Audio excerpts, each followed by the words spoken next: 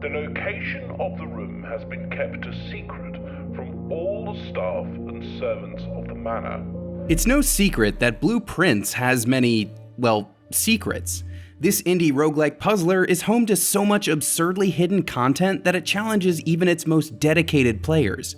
With the bulk of the game's puzzles presenting themselves after you've rolled credits for the first time, some players unfortunately will never know just how deep this blue rabbit hole goes. With this guide, we'll help you reach room 46 and quote-unquote beat the game, though you will need to figure out all those post-credit puzzles yourself. So whether you're a seasoned secret hunter or it's your first time in running shoes, slow down, because you won't want to run out of steps with these tips. Presented by NHTSA. Speeding catches up with you. Continue watching at your own risk, as we're about to spoil several key puzzles in Blue Prince. Before you can even start making your way to room 46, you need to understand how Blue Prince works, mechanically. The house is a 9x5 grid, but the rooms inside are up to you, and they reset with each new day. The new day dawns when you run out of steps, or if you decide to call it a day from the pause menu. Every time you open a door, you get to choose what kind of room will be on the other side. These are randomly drawn, though it's possible to redraw your options or turn the odds in your favor with certain items and rooms. Obviously, we can't get into every single item or room in this video. That would be way too much, but we can give you some general tips right now. First of all, don't just plow straight north and ignore all the possible side paths you could create. It's important to fill out the house, especially the early rooms, so you can stock up on keys, gems, and coins, all of which will help you build new rooms and acquire items the deeper you go. Without keys, and sometimes a key card too, you won't be able to reach the all-important antechamber. More on that in a moment. As you're building, there are 3 rooms you need to keep an eye out for. They'll be important for later steps. The first is the foundation, which will randomly come up as a possible room during a run. This is one of very few permanent rooms in the house, and where you place it is up to you. Ideally, it'll be built toward the far southern or northern end of the house, though you can't really control that. In any case, you'll want to build it once you get the chance. The second room to remember is the pool. This is not a permanent addition, but it's important to add it to your run when you get the chance. Doing so gives the pump room a chance to spawn by adding it to your draft pool for the day. This is the third room to watch for. The pump room will also become important in a little bit, so you need to know how to unlock it during a run.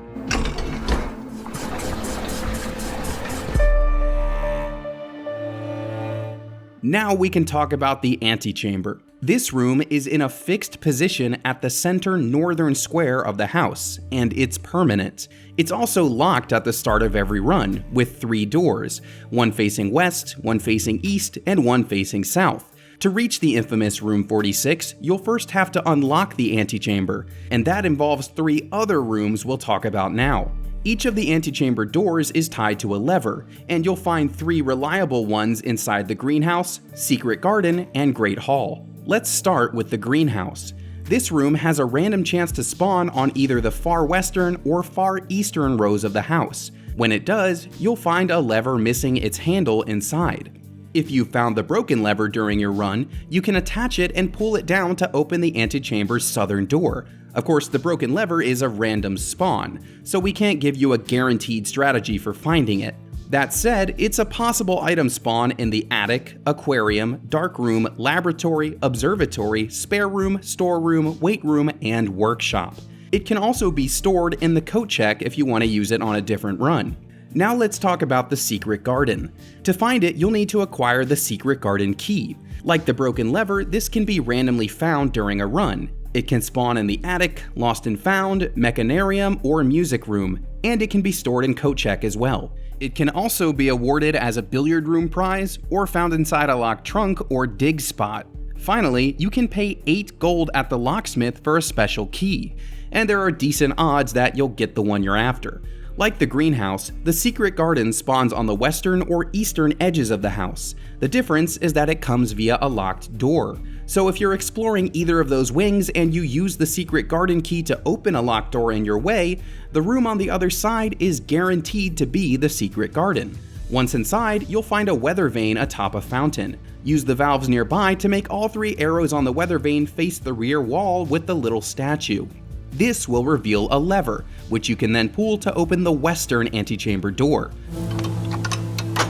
For this reason, opening the secret garden is best done on the western side of the house, even though it can appear in either wing.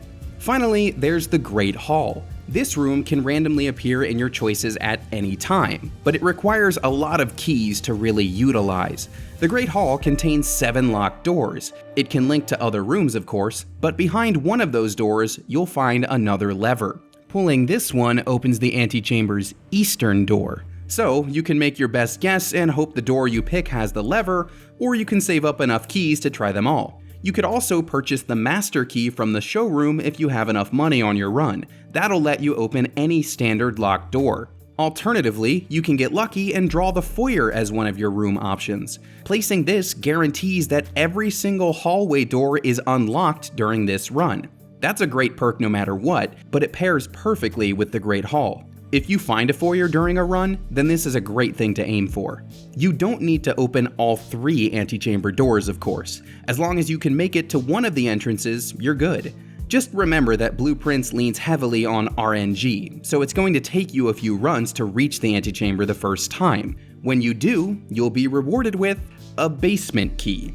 We're not ready for room 46 just yet.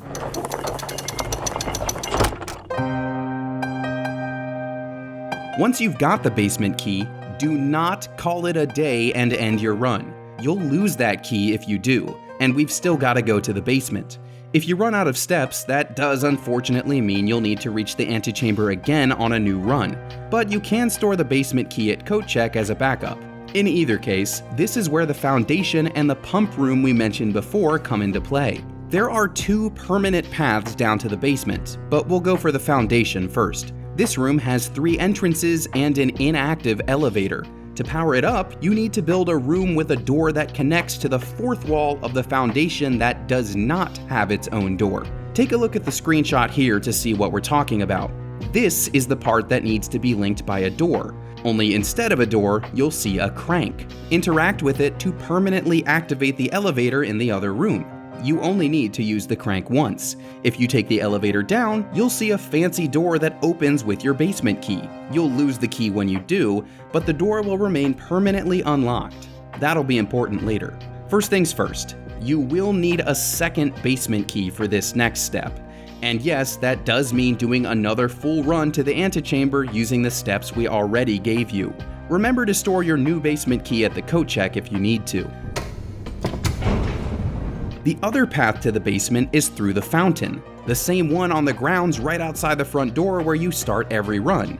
Of course, it's filled with water at the start, so we'll need to drain it. This is where the pump room comes into play. Once you've entered this room during a run, you'll find several levers. Step 1, press the button under the fountain plaque to activate it. If you consult the diagram on the wall, you'll find that pump 2 is connected to the fountain outside. Pump 2 is the middle lever of the group of 3 by the 2 big tanks. Push it toward the tanks to start draining the water. When one is full, you can flip the valve on the other side of the 2 tanks to fill the other. Your goal is to fully drain the fountain outside, and you'll know the job is done when all the blue indicators above the fountain label on the wall are turned off. If you need to drain a little more to finish the task, you can send the water you just drained to another room via the other pumps, or you can come back during another run. The water levels you set here are permanent. Once the fountain is completely drained, you'll have to walk down the spiral stairs inside and open another fancy door with your basement key. At this point, you don't need any more basement keys to reach room 46, but there's still one last puzzle to solve.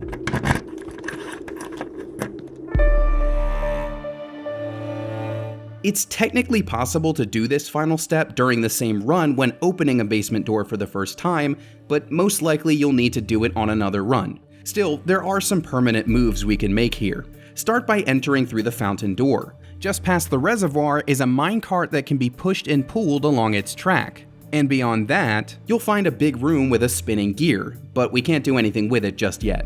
For now, pull back the minecart you passed on the way here. That'll cut off the path forward, but open a different path from the other basement door. Now you need to enter the basement through the foundation elevator. Down here, you'll find a big storage room filled with boxes. There are also hand trucks you can move back and forth. Some also enable you to raise and lower the pallet. Pull the first one out of your way, then head toward the back of the room. There are 2 gaps in the boxes we need to fill here. There are 2 hand trucks that can be pulled and pushed into this part of the room, so do that, making sure to leave the one with the moving pallet at its lower height. Once those are in place, use the planks to cross over to a blocked part of the room where you can push another hand truck right into the gap across from it, again leaving its moving pallet in the lowered position. Now return the other 2 hand trucks to where they came from and raise the moving pallet to its high point. Once that's done, make sure all the hand trucks in this little cluster create a walkable path across the tops of the boxes. Now you'll be able to walk up the planks from before, cross over the first lowered hand truck, and make your way across all the other boxes to a green button on the wall. Once you hit this, a new passage will open, and good news, you never have to do that box puzzle again. When you go through the new passage, you'll find yourself in the reservoir, which links to the big chamber with the gear you saw from the fountain entrance. From this spot, you can use the button to rotate the gear. You'll want to set it to the orientation you see on screen right now. Now exit the room and turn right. This leads to the minecart track where we were earlier. You can't go out through the fountain, but you can go back into the gear room, cross over the gap, and use the other button to create a path to the big blue tunnel. Follow this to its end to reach the inner sanctum, where you'll find another lever. This one is special though. It opens the north antechamber door. Now, this is critical. Much like the other antechamber doors, opening the north one is not permanent.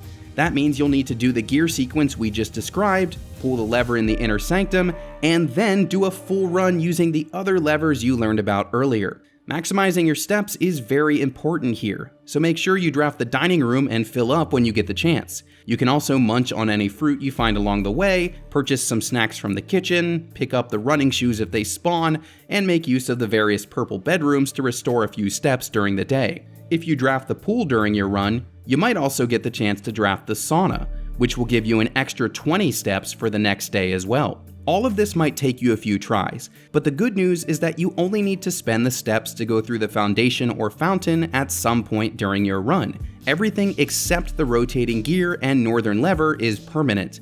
It'll be worth the effort, because you'll finally be able to exit through the antechamber and reach the mysterious room 46, but we won't spoil the surprise waiting for you in there. And that wraps up all the key steps to beating blueprints. Or does it? Whether you're trying to solve every mystery of Mount Holly, or you just want to dabble in 1 or 2 runs for yourself, applying these tips at a steady speed will turn you into a master detective in no time. For more on blueprints, check out all our guides and features on the wiki, and of course, keep it locked at IGN.